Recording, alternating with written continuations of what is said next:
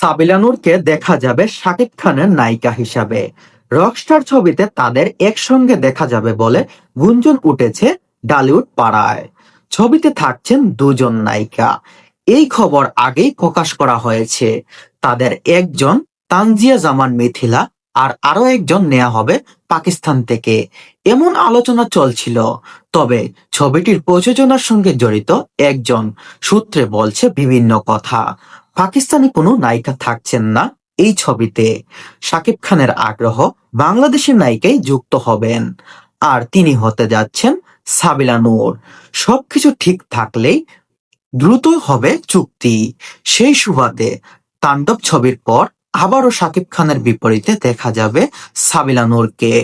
বছরের শুরু থেকেই ব্যস্ত শিডিউল সময় কাটাচ্ছেন ঢাকায়া সিনেমার মেগাস্টার শাকিব খান। একের পর এক সিনেমা নিয়ে শুটিংয়ে দম ফেলার সুযোগ নেই। সাদ্য প্রিন্স সিনেমার শুটিং শেষ হবে।